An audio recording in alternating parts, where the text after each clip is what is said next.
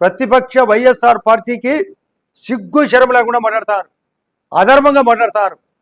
ఈ జమ్మలమడుగులో ఏం జరిగేది? ఇదే అవినాష్ రెడ్డి ఎంపీగా ఉన్నాడు ఆ రోజుకు, ఇప్పుడు మూడోసారి అయినాడు.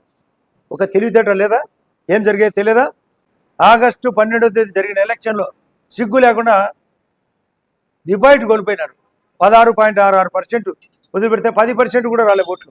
ముద్దనూరులో నా దగ్గరికి వచ్చారు, మేమేమన్నా మీరు మాకు కొంత ఏదైనా సాయం చేస్తే ఎందుకు చేయాలి? 70 రోజుల ముచ్చట నోటిఫికేషన్ రాబోతుంది.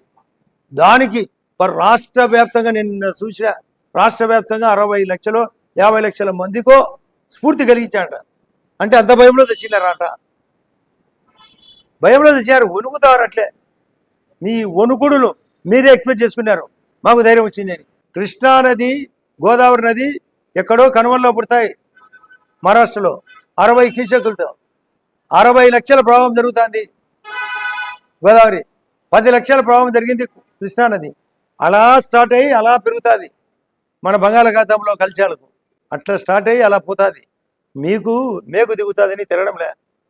నన్ను ఏదో మాట్లాడితే గొప్ప అనుకుంటారు. ఆదినాటి సోదినాటి కాదు, విత్ డేటా చెప్పినాడు ఆదినారాయణ రెడ్డి.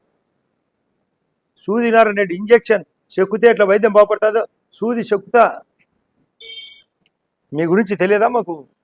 మీ క్యారెక్టర్ నేను లేనా మీతో పాటు? మీ మీద గెలిచిన, మీ సహకారంతో గెలిచింటే, మీ మీద గెలిచినా కూడా మీరు ఆ మాట మాట్లాడతారంటే మీకు సిగ్గు లజ్జ లేదు. రామసుబ్బారెడ్డి ఎక్కడుంటే అక్కడ ఓటమి, 4/4 ఓటమి, 4/4 గెలుపు. అతను అర్చి గీపెట్టినా